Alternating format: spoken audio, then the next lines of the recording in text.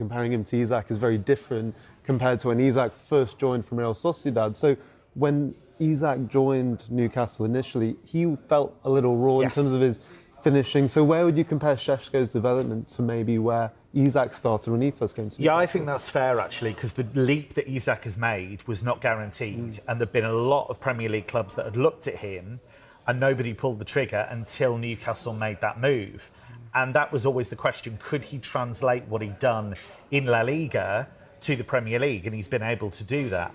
It was interesting, there were a lot of comparisons between Šeško and Gyökeres with Arsenal, because Arsenal have been very interested in him for quite some time and then pivoted to Gyökeres. Gyökeres is probably a win now guy. I think in 2-3 years' time, Šeško, I think, has that higher potential, but I think he can score goals in the short to medium term as well. So, Pete did say how a deal between Newcastle and Šeško might be close, and there was a big but there, wasn't there?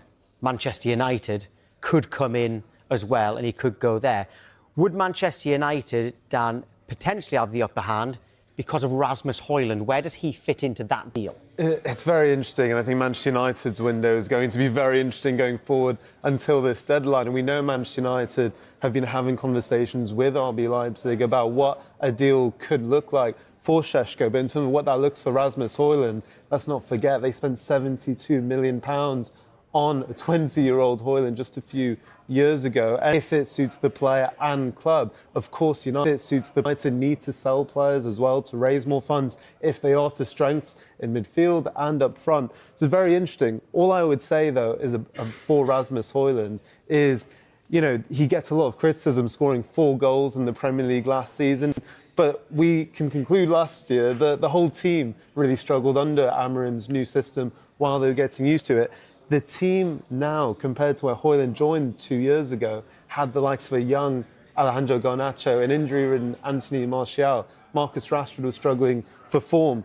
You look at the team now, even if Šeško arrives, having Mbeumo, Cunha around you, Bruno Fernandes, it's just a completely different team. So I personally think Højlund maybe just needs a bit more patience to be given to him and see how he works with this refined and fitter, as Amorim has said out in America, team that has had more time with him in his system. Would he fit in at Leipzig, though, if Leipzig did want Højlund as part of this deal, or separate deal, or loan maybe?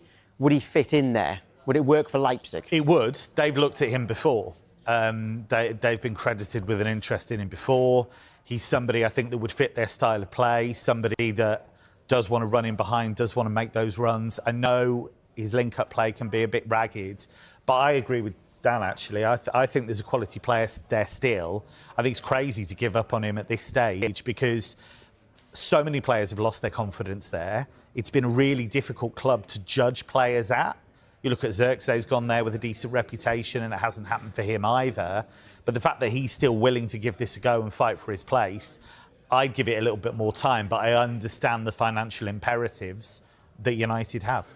Yeah, well, lots going on at Manchester United, and one player who looks to be staying is Bruno Fernandes. It comes as Al Nassr failed in an attempt to sign the Manchester United captain. You may remember Fernandes rejected the chance to join Saudi Pro League rivals Al Hilal earlier this summer, right? But Dan, how important is it that they keep him? Yeah, I mean, on that point, we understand, in recent weeks, Al Nassr, of course, a prominent team out in Saudi Arabia, have also failed in an attempt to sign the Manchester United captain. And, I mean, his importance is unparalleled when you consider where would United have been without him last season.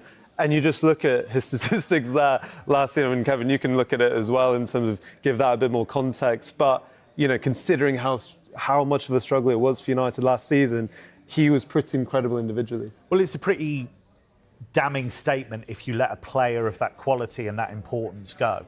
And I think he is an identity figure. He is somebody that does grab games by the scruff of the neck. I know he has had criticism sometimes for some of his meltdowns in the bigger games, but actually, you look at the body of work in general, he's very, very impressive. And perhaps most importantly of all, Ruben Amorim time and time again speaks up for him and talks about how important a player he is. So to let him go effectively for financial reasons, I think is a really bad look. So I think it's really important they keep him.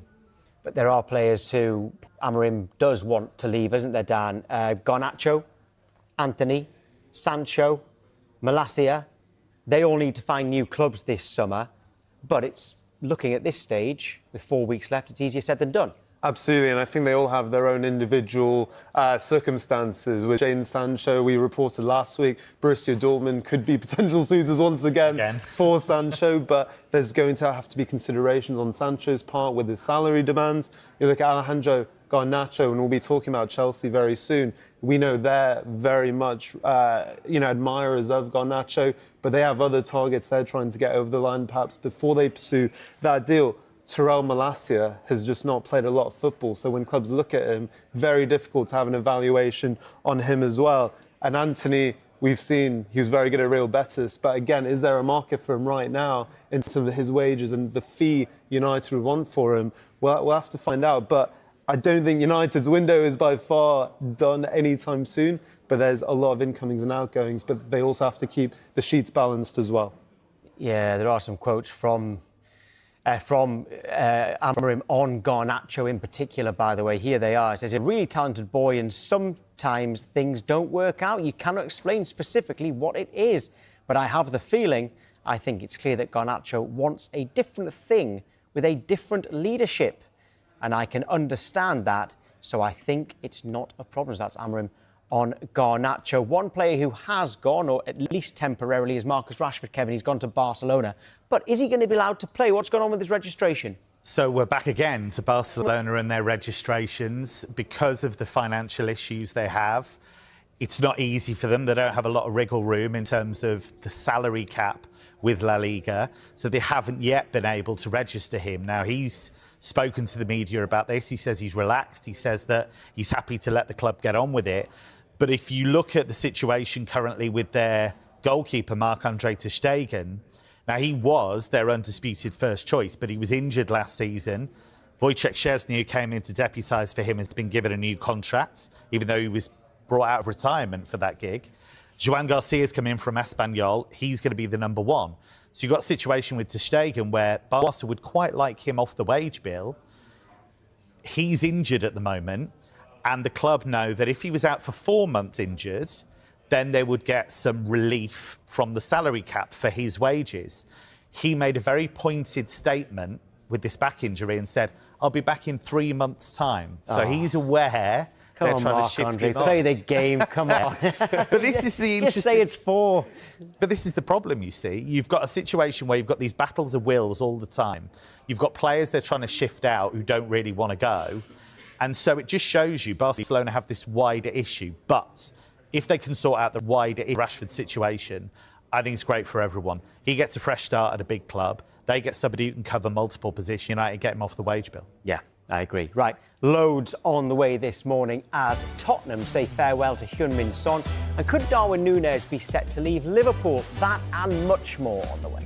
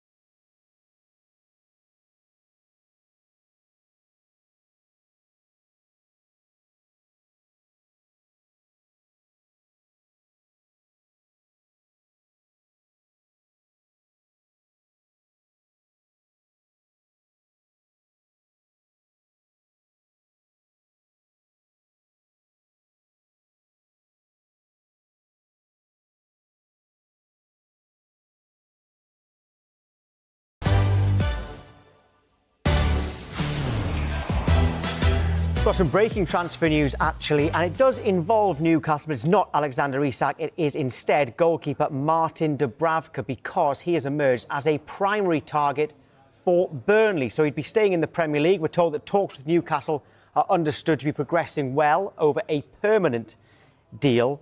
Dubravka's in the last year of his contract at Newcastle. Now, why do Burnley want a goalkeeper? Because they lost James Trafford, who could have gone to Newcastle, but instead chose to go to Manchester City last week. So Burnley are trying to replace Trafford with Dubravka from Newcastle, and talks are progressing. Permanent deal. Now let's get to Liverpool, and the future of striker Darwin Núñez looks to be up in the air. The Athletic are reporting that Al Hilal have made him their priority target. Right, Dan, why would Liverpool be open to offloading him? Well, I think there's a few reasons, Tom. I think, first of all, overall, since he made that £85 million move in June 2022, I don't think we can necessarily say with confidence that that move has necessarily worked out for all parties. I don't think Darwin Núñez has necessarily improved his finishing in front of goal. And we also saw how Slot played last season as well. The likes of Luis Diaz played in that 9 role. We also Cody Gakpo as well at many a time.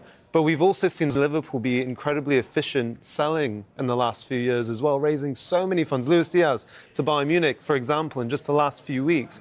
And as we're talking about this potential move for Alexander Isak, it's not a bad thing for Liverpool to raise more funds for a move like that. If you're looking to spend over £120 million, if they do try and match what Newcastle are trying to ask for Isak. What I would say for Darwin Núñez, though, for the player side of things, Al Hilal, I mean, he has some pretty decent service there with the likes of Ruben Neves, João Cancelo as well. So there's some Premier League well-known players, former players, who would give him pretty good service, I think, out in Saudi Arabia. And he played for a great coach as well in Simone Inzaghi. And Inzaghi's believed to have really kind of pushed this. And I think he's somebody that can be frustrating, but I think he's a thrilling player. I think he's really dynamic. You never quite know what you're going to get with him. And I think he's contributed. You know, Liverpool have won a Premier League, they've won trophies, and he's contributed to that. But it does feel like the end of the road. He needs something fresh. He needs to be a main man somewhere. And Liverpool want to reinvest those funds elsewhere. And they've got signed Hugo Ekitike as well. Do you presume that he goes in above Núñez anyway? Yes, absolutely. I think he is a sign of the new Liverpool. See, the old Liverpool was pretty good, winning the Premier League. But I think Arne Slot's thinking about combination play. I think he's thinking about how you can break down teams that are quite deep and want to defend against Liverpool, especially at Anfield. And if you look at Ekitike, he's quite unusual in some ways. He's very mobile. He's very creative. He's quite happy to be a facilitator. He's not like Roberto Firmino. Nobody's quite like Bobby Firmino. But where he's similar is that he's quite happy to be a member of the collective. It's not about his ego. He likes getting assists just as much as goals. And what we saw last season was he dovetailed beautifully with Omar Marmoush. And then when Marmoush made the move to Manchester City mid-season, he was still able to step up and play more of a senior role to help Frankfurt get over the line and qualify for the Champions League. Just quickly on that point, Kevin. So if Liverpool do bring in another number 9, if it is Isak or someone else, where do you say Ekitike playing in that system? Could he be moved out on the left? Or he could. And I think Liverpool are going to need this depth, and I think that's something that they've recognised. If they want to go deep in the Champions League, win the Premier League again, win other tournaments, they want to be in a situation where, you know, if they were to bring in another striker, if they were to bring in Isak, well, if he has injury problems, which he has had, you need another top 9, and he can be that. But also, you could play in different ways. Ekitike can drift out wide. He can be put on that left-hand side. You've got depth with Cody Gakpo there. And what we saw with Luis Diaz and Gakpo to some extent is that rotation anyway in that forward line. Wirtz is going to help with that as well because he'll knit the whole thing together. exciting if you're a Liverpool fan. Yeah, I would say so. One huge story over the weekend saw Heung-min Son announce he'll leave Tottenham this summer. Played his last game yesterday. Very emotional day it was for him and for Tottenham fans as well. Dan, where's he going to? Do we know? It looks like, Tom, that he could be very well on his way to the USA. LAFC look like the favourites at this moment in time to secure that deal for the Tottenham captain. As we can see there, Heung-min Son saying goodbye at the airport to his teammates. And as you can imagine, it must have been so emotional for him out in South Korea. And I think for Son, I mean, he ends his reign at Spurs, having won that Europa League title out in Bilbao as captain. And when you look at a potential move to the MLS for LAFC, they have 2 designated player spots available for them, which means that they can pay over the cap salary that the MLS have for incomings, which you would imagine they would use on someone like Son. Just to give you a bit more context about LAFC, currently 6th in the MLS, still have 12 games of the regular MLS season left. So you would imagine for Son being in the middle of pre-season, if he does make this move, he won't be playing right away. It might take a few weeks to get into rhythm and match fitness for LAFC, but it looks like that's very much where he could be going. But a very lovely moment, I would say, that he was able to have with Tottenham, his teammates out in South Korea, of course, his homeland. But Tottenham have strengthened another area of the pitch, though, while this is going on. João Palhinha. Kevin, why has he found game time so hard to come by out in the Bundesliga? It's kind of been a victim of circumstance, really. If you cast your mind back, Thomas Tuchel, when he was Bayern coach, was quite happy to upset Joshua Kimmich, quite happy to upset Leon Goretzka and say publicly, I want a genuine number 6. I want a midfield destroyer. They wanted Palhinha to come in. That deal looked as though it was going to happen, and it collapsed late on. Bayern still did the deal a year later, but Tuchel had gone. Vincent Kompany didn't have a place for him, really, in that midfield. Kimmich was made the main man again. Goretzka, they were nudging towards the exit a year ago, and he said, no, I'm not going anywhere. So he knuckled down, fought for his place, and got that place alongside Kimmich. So there wasn't really a place for Palhinha in that team. You've got Alex Pavlovic there as well. So he had a few injury problems. I felt he was trying a bit too hard at times when he was given an opportunity in the team. But I still believe for the Premier League, he's still a great fit in terms of tackling machine, somebody who could be a really good screen for the back line. I think it's a really sensible move by Spurs. And speaking of injury problems, Dan, James Maddison out injured again. Will that change the transfer plans between now and the 1st of September? Yeah, really sad scenes, really, for James Maddison, having just recovered from his knee injury that he suffered at the end of last season. 5 minutes left against Newcastle yesterday. He was stretchered off, which was an injury to the same knee. He had that injury at the end of last season. We know Tottenham were interested in bringing in an attacking midfielder. They failed to bring in Nottingham Forest, Morgan Gibbs-White. So they're still looking in that area, and also a fullback. With this injury now, you would imagine Thomas Frank and Tottenham will look to really accelerate a search for that attacking midfielder, because although they have plenty of other midfielders who can sit in front of that defence, they are lacking in attacking options in that area, especially with Son leaving as well. They may look to reinforce the wide positions as well. There's plenty more to come from Kevin and Dan here on Good Morning Transfers. Busy summer for Chelsea, but could get even busier. Plus, what's next for Johan Wissa?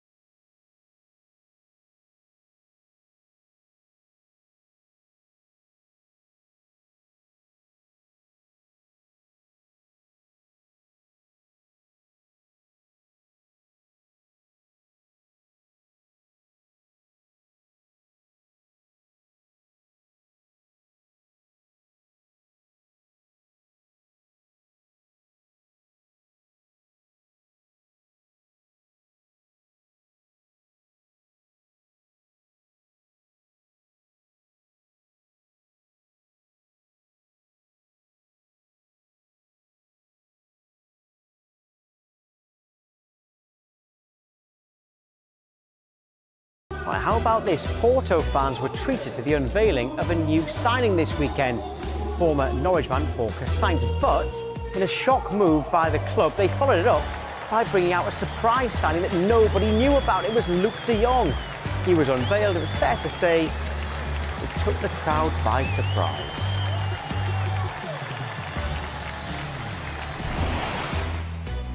And they all look very happy as well. Now, here's to a few transfers that we do know about. Newcastle United and Manchester United are in talks with RB Leipzig over the signing of striker Benjamin Sesko. Al Nassr have failed an attempt to sign Manchester United captain Bruno Fernandes. What else we got? We've got Chelsea. They've completed the signing of teenage defender Jarell Hato from Ajax. Mark Gu's flight to the northeast was postponed on Sunday, but that does not mean, we're told, that the loan deal from Chelsea to Sunderland is dead. He's expected to join and have his medical soon.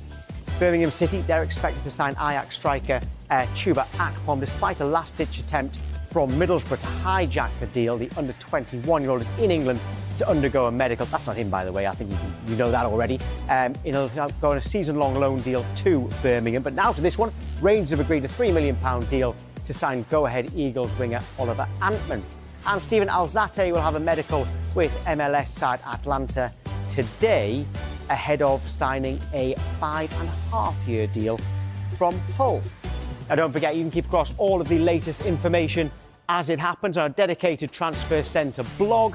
Scan the QR code on your screen. It will take you straight there.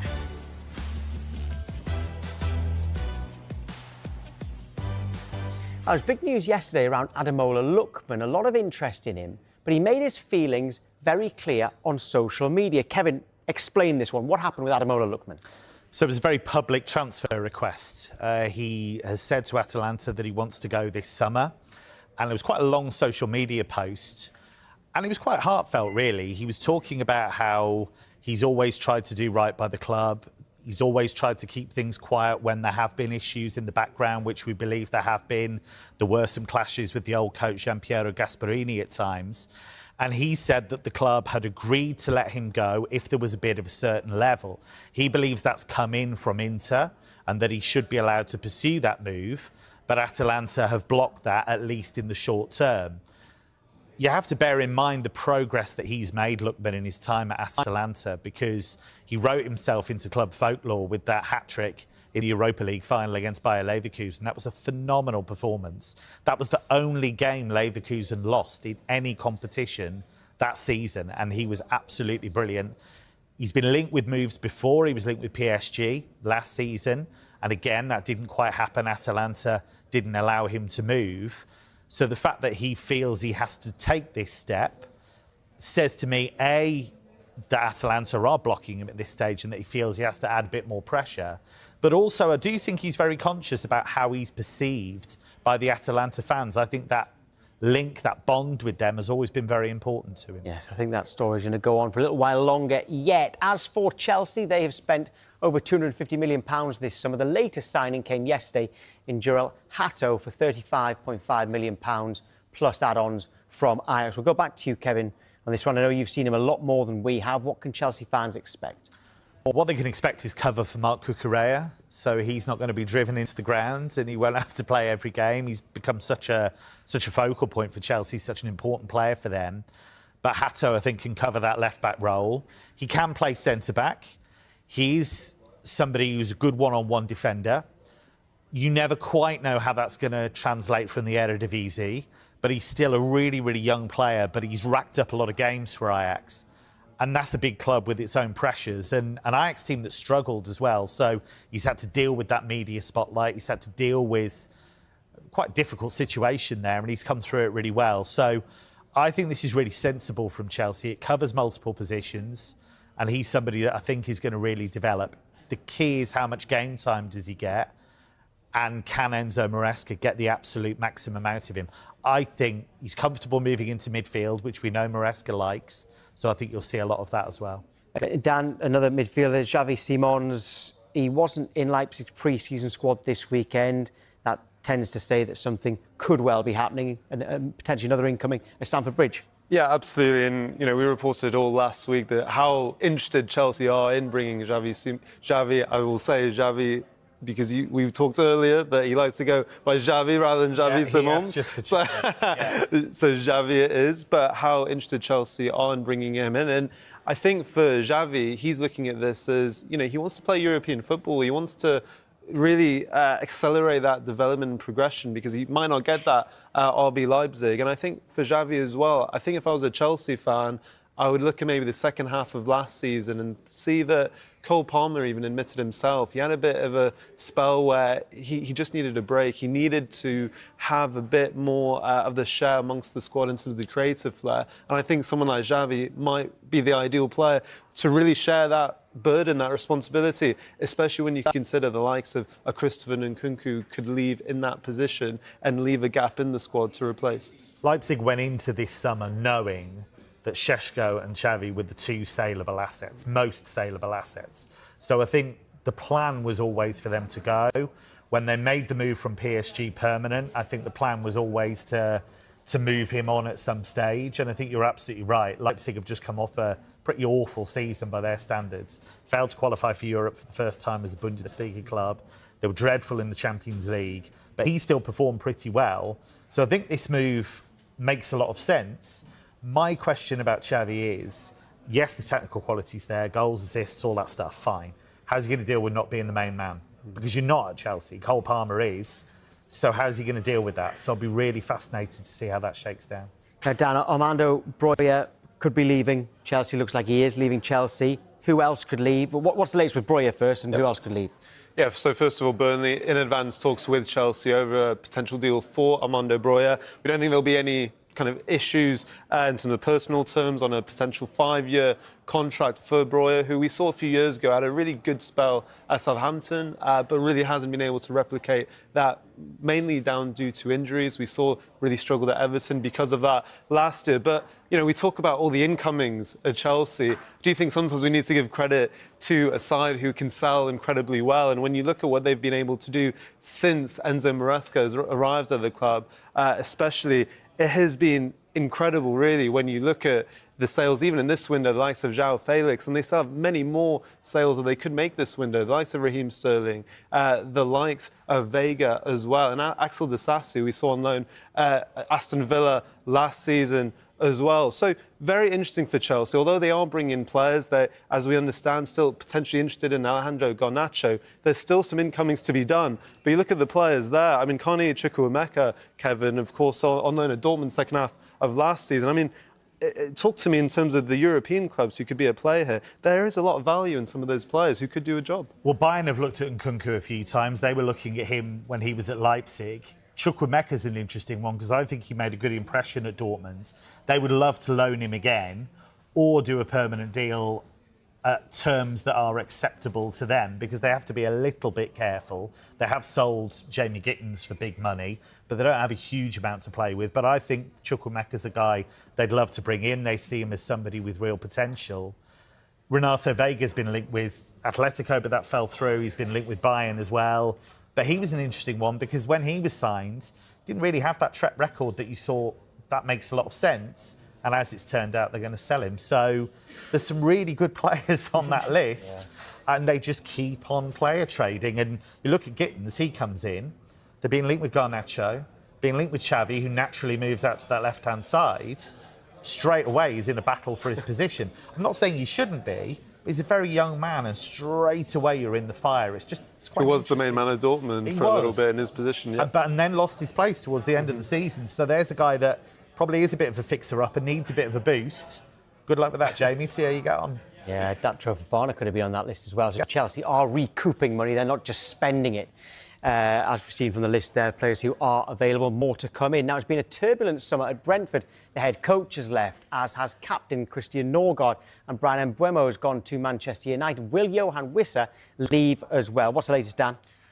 Well, this is one of the sagas of the window so far, isn't it, Tom? I mean, first of all, let's start at the beginning. Brentford have remained adamant throughout the window that Wissa is not for sale in this window. As you mentioned, having already lost two key players in Mbeumo and Christian Norgard as well. They rejected a 25 million bid from Newcastle earlier in this window. No matter if Newcastle remain interested or not, they've kept that stance of he is not for sale. We saw him at the training ground on Friday to have some discussions with the club around his future. But then interestingly, over the weekend, Brentford travelled to Loftus Road to face QPR on Saturday. He did not travel with the squad. He wasn't part of Keith Andrews' squad. And now to Monday, to bring you to modern day, we understand the club are off today, so Wiese not expected, as his teammates, expected to be at the training ground. But he is expected to train with the rest of his teammates this week. And it remains to be seen whether Newcastle do come back with another bid or potentially other suitors. But what we do know is Brentford have been adamant he is not for sale. And this is what their boss, Keith Andrews, had to say after that 1-0 win about him. The word strike's been thrown around. Is that overstating it? Yeah, I think so, yeah. I think the fact that Wiese has obviously come back from Portugal, he's a little bit behind the group. He's training very, very hard at the moment just to bridge that gap, and we expect him to come back into the group over the next few days. Breaking news, it's about another striker, and it is a twist when it comes to Chuba Akpom, because Ipswich Town have made a late approach to Ajax to sign the striker. Remember, we've just been telling you only a few minutes ago that the player was due to have a medical with Birmingham City at some point today. We know that Middlesbrough were in for him. Olympiacos were also keen on getting him. Now, if the deals are agreed with more than one club, the decision will rest, of course, with the player. But Birmingham, they've agreed a season-long loan with an obligation to buy for £7 million if Birmingham are promoted. So that's what's on the table right now. But Ipswich have made a late approach as well. So Birmingham have competition.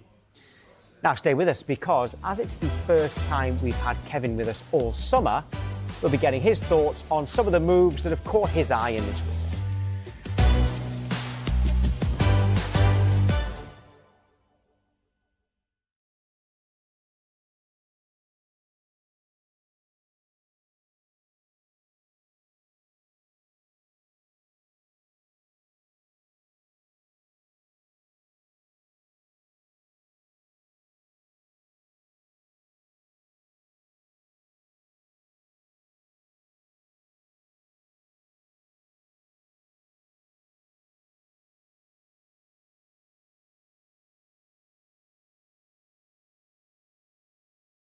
In 73 games.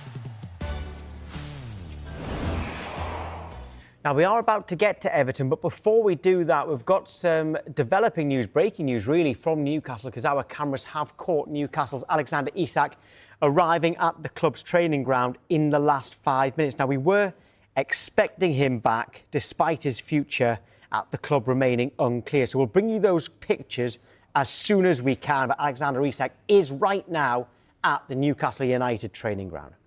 Now, Everton boss David Moyes made his feelings this summer very clear, saying that he needs up to 10 new players. Speaking overnight, he said he's hopeful there'll be new additions this week. We have to make several additions and more, we know that, even for the numbers. And you know, we might even have people in the squad who we'd like to maybe put them out loan or do other things with them. We're needing generally to add to the squad, and we need to get some of the main players in quickly. But I've been sort of saying it from near enough from the minute we finished against Newcastle United. I've been on the case that we have to get it done, and it's just felt, I generally feel we should be further down. But in the main, it looks as if we're getting closer to things, and hopefully maybe a few things might come to fruition this week. It's all happening. Very busy morning. More breaking news. It comes from the Championship, though, and from Sheffield United, to be precise. They're close to completing a deal for the SC Braga midfielder. That's Djibril Soumaré. We've been told there's a verbal agreement between the two clubs. It would be a season-long loan, which would become an obligation for Sheffield United to buy the player if they are promoted to the Premier League. Remember, they came very close to getting promoted to the Premier League last season. The final details of the move are being worked on by both parties, but Sheffield United close to completing a loan deal for midfielder Djibril Soumaré from Braga. Right, now let's talk about some done deals around Europe now that we've got Kevin Hatchard with us, our European football expert, of course. Forest fans want to know more about Dan N'Doye. I think they should be really excited about this, because he's somebody that has done really well for Bologna in the last couple of seasons, scored the winning goal in the Coppa Italia final against Milan. And the way he took that goal tells you about him, because he's not a regular goal scorer, but he should be scoring more goals, and I think that's going to come. He showed great composure, danced past a couple of players, slammed the shot in and won the cup final. He had a big jump last season in terms of his goals and assists from what he'd done before. But what I really like about him for Forest is he carries the ball incredibly well. He's physically able to deal with the Premier League, I think. He's quick. He can play on the left, he can play on the right. And I think for that counter-attacking style that Forest have, I think he's made for that. So I know Forest fans would have been dismayed at losing Elanga to Newcastle, but actually he's a guy that can come in and I think can make an impact. We just heard from David Moyes saying that he was hoping a bit further down the line on transfers with Everton, but they have got Tierno Barry. What will he add? I'm really glad that a Premier League team has taken a chance on him. He is raw. He is somebody that does have ragged moments in his game, but he makes things happen. He's always trying to run in behind. He's always trying to affect the game. He's tall, but he's pretty mobile as well. And he did well for Villarreal last season, scored a fair few goals, and I think if Everton just bang the ball up to him constantly, that's not going to work. But if they can get players around him, I think he can make a real impact on their game. So I'm rooting for him, and I'm really glad that somebody's taken a punt on him, because he's bounced around different clubs, but he's got quality. Well, it sounds like that could be good news for Everton, hopefully. And Arsenal, I think they certainly see Zubimendi as good news when they signed him. I think he's really important for them, because we know that he was very close, important for them to Joel a year ago, and that didn't happen. It worked out for Liverpool because Gravenberch ended up making that number 6 role his own.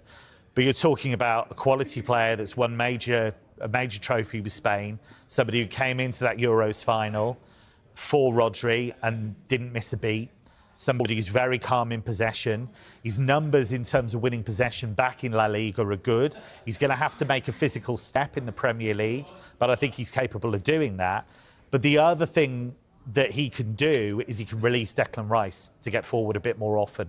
And I think that's going to be really important. So he can set the tempo and control a game. Got loads more to get through with you in Transfer Talk later on. Good Morning Transfers back tomorrow, by the way, 9 a.m. Former interim manager Simon Rusk is our guest. Transfer Talk's back at midday with Dan and Kev. Both of you come back, aren't you? And we've got the transfer show tonight as well. OK, loads more transfer news to come, especially around Alexander Isak.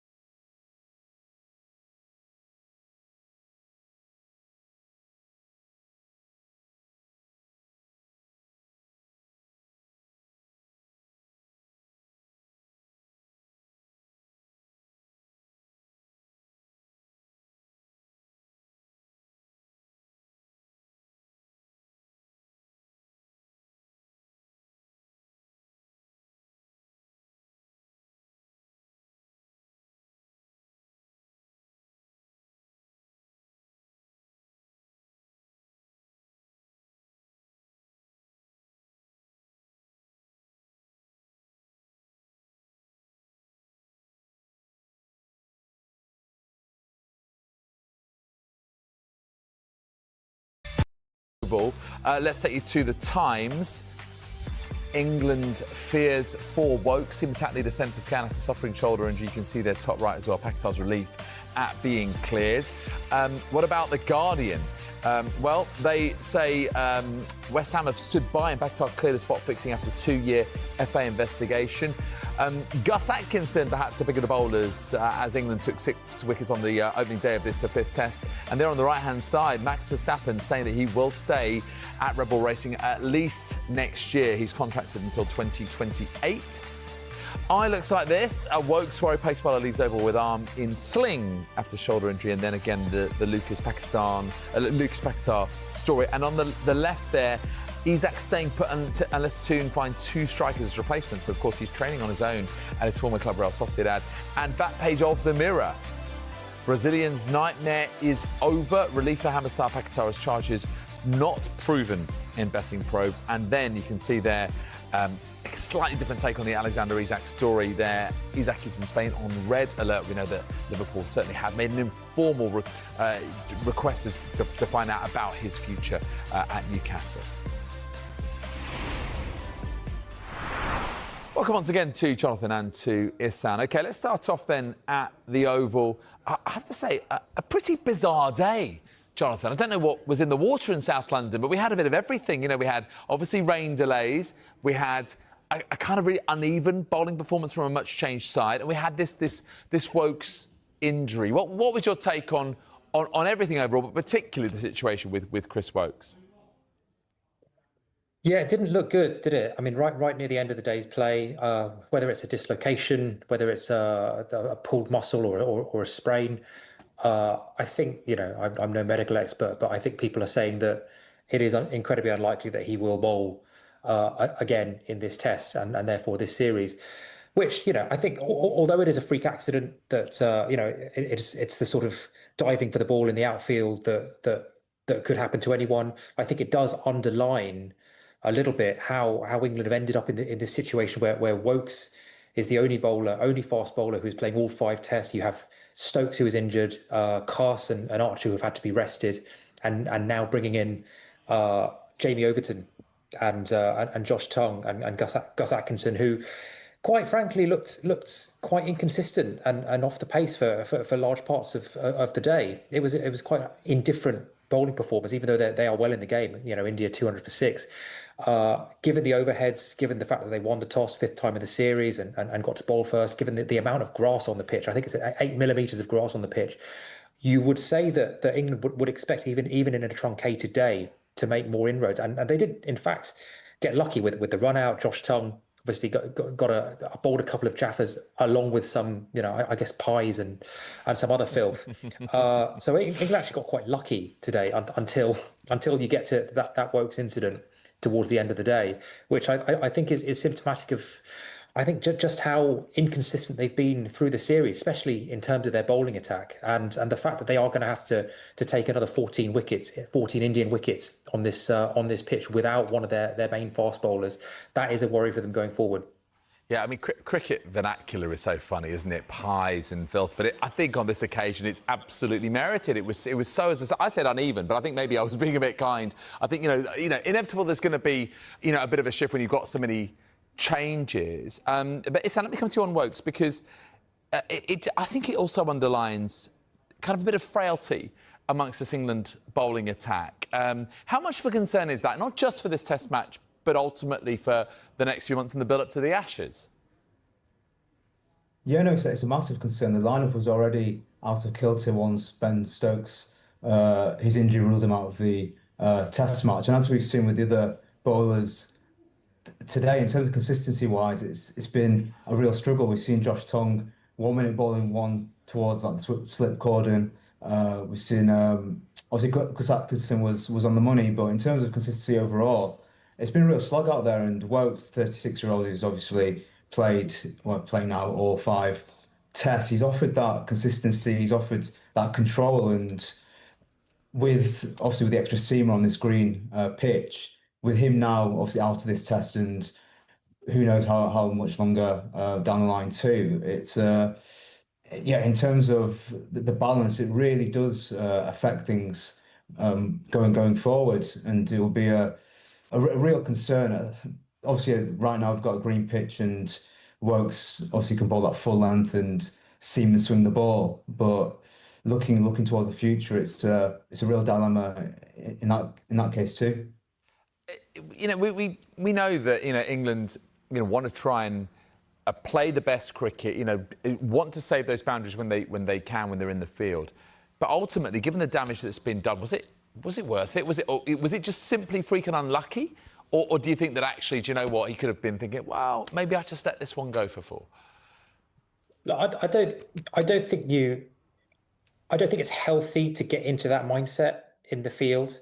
And I think I don't actually think it prevents injuries either. If you're diving for a ball, if you're trying to stop something, if you're actually approaching the game in a half-hearted fashion, I think that can actually lead to as many injuries as it prevents. The wider issue here is why is Woakes, you know, the only player? Why is Woakes playing his 5th test of the summer?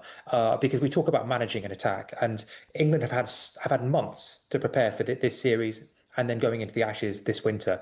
And the whole point of having a battery of 6 or 7 oven-ready fast bowlers, so to speak, or bowlers that you can unsheath at some point during the series, is that you withdraw them and you rotate them before they get into the red zone, before they need to be rested, before they become so indispensable that you can't afford to lose them. Stokes has already gone over the red line. We then have Gus Atkinson, who couldn't even get a game for Surrey, and had to play for Surrey seconds to try and get some match practice. You have Jamie Overton thrown in, who's taken 2 red ball wickets in the last 2 years. And that's the issue that England have found themselves in, where they are over bowling some of their bowlers. Stokes obviously springs to mind, and others are struggling for rhythm. So managing attack, it's not just about injury and recuperation. It's about maintaining your attack in some kind of rhythm. And I think that's the part that England have neglected a little bit. Can I just ask you both briefly, if you can, guys, with your answers?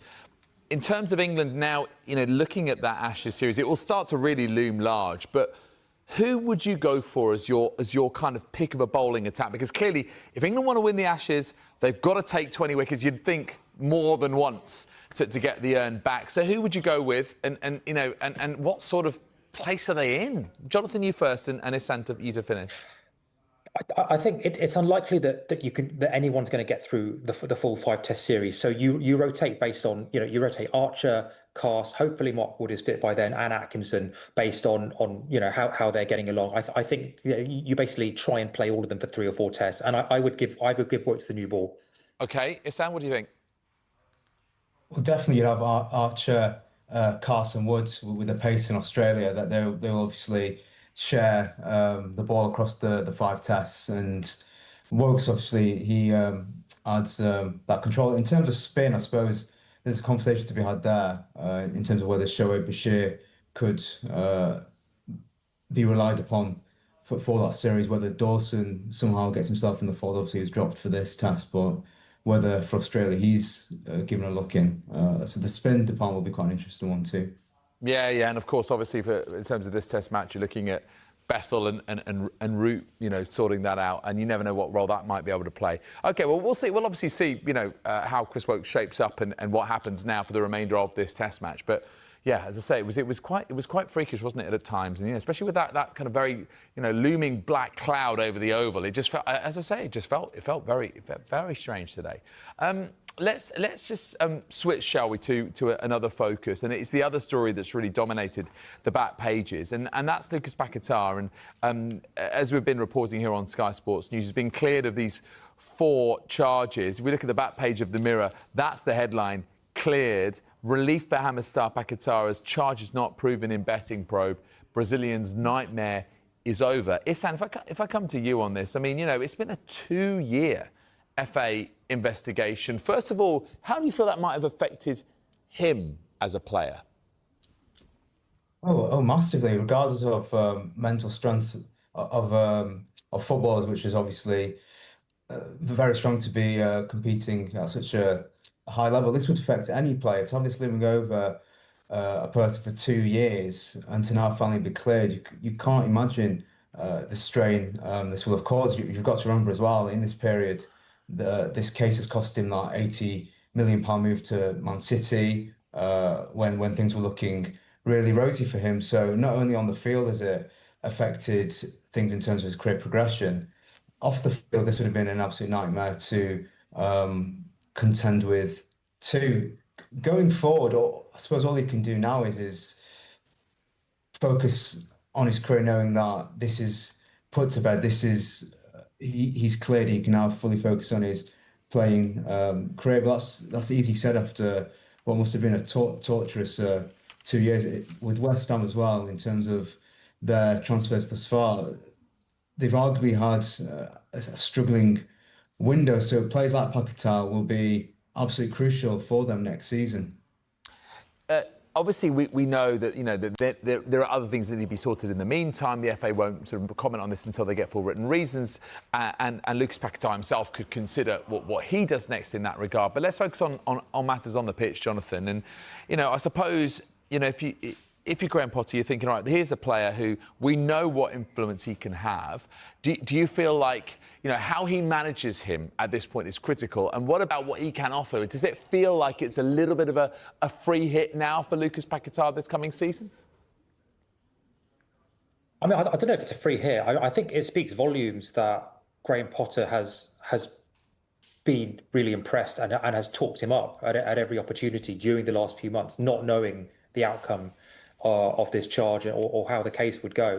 But that Potter has been impressed with his application, his dedication, his demeanour, in what I can only imagine are incredibly difficult circumstances for him and the club. And so that suggests to me, as someone who, as a coach who is very much big on team ethic and everyone buying into the collective, that suggests to me that Potter does feel that does see a future for Paquetá, and potentially quite a big future at West Ham. He's got 1 year left on his contract. I think there will always be a temptation to cash in at West Ham if a bid comes in. But I think there is a real opportunity for a club and a team that has, I think, been struggling, like certainly towards the back end of last season, struggling a little bit for creativity, for a little bit of bite in the middle of the pitch.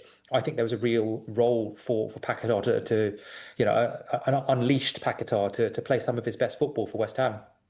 In the back page of The Guardian, that they say West Ham have stood by him. And just, riffing on what you've just said, Jonathan, Issam, what is the difference for West Ham, when you have Lucas Paquetá fit and firing and influential as he is on the pitch, in terms of how their season might sort of pan out? I mean, is he the sort of player that can, that can take you comfortably to a top 10 finish, rather than West Ham being those sort of lower reaches of the table that we've seen in some of the recent seasons? He's definitely a very good player. I don't know if him on his own can take West Ham to the top half of the table, but yeah, if he's firing on all cylinders, he'll go a long way towards West Ham, finishing in a respectable position next season. Of course, they've lost Mohamed Kudus to Tottenham, which is a monumental blow to them. And in terms of the transfer window thus far, it's not gone particularly to plan for them. So it'll be players like Paquetá that they'll absolutely need to keep and hope that they can hit the ground running. So if he does stay, he will be an important piece of their jigsaw for Graham Potter next season. Yeah, it feels like it's very much still a bit of a rebuild on at the moment at the London Stadium. OK, guys, thank you for the moment. We're going to take a quick break. When we come back, we'll look at more of the sports stories in the morning's newspapers, including this in The Guardian. Max Verstappen insists he will race with Red Bull in 2026. We'll see you in a couple of minutes.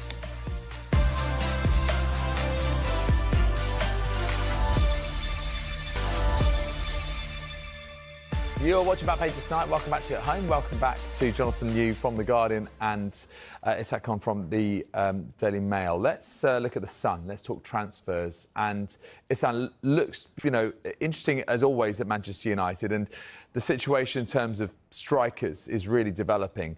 It says here, Højlund, Šeško's got to get past me. Interesting, one of the little, details here in the first part of the piece is the fact that he, after scoring against Bournemouth twice, he's there in the mix zone. And often players hide away, pretend to be on their phones, don't want to talk to anyone. He's there going, does anyone want to talk to me? I wonder how does this dynamic look for you? Benjamin Šeško being heavily linked with Manchester United, Rasmus Højlund wanting to remain their number one striker. Well, yeah, from the actions, you can clearly see he's worried. He obviously knows and can sense the pressure he's under after last season. On the pitch, he's always had that drive, that work ethic, and you can see he's trying hard. But in terms of end products and goals, he's really struggled to inevitably at a club like Manchester United, who have got big ambitions going forward. That drive and running around and putting that shift in only takes you so far. And a player like Benjamin Šeško, who has of course been courted by a number of clubs and admired by a number of clubs, if Manchester United can get a play like that, he'll slot straight in and will be in the starting lineup, and Højlund will have to contend with the bench and trying to wiggle his way into the starting 11. So it's no surprise that he's being bullish after scoring these recent goals and is clinging on to dear life for his place at Man United. But it's been long clear that Man United want a striker. It's not news to anyone that's their stance and their desire for a while now. So all Hoyland can do, I suppose, is keep on playing well in the next pre-season matches and just hope that he does enough to show that when a new striker does come, which obviously seems the way things are going, that he is able to compete for that top position up front. Let's have a little look at the back page of the Star. Let's stay with strikers. In fact, that is simply the headline back page of the Star. How Waiters Rebel pair train alone with Isak and Wissa step up, push for 2 moves. Obviously, for Isak potentially away and for Wissa potentially in at St James's Park. How likely do you think it is, Jonathan, that we get either or potentially both of these moves happening before the deadline, especially if they're starting to agitate a little bit in this sense? Yeah, I saw one story saying that Newcastle weren't going to let Isak go until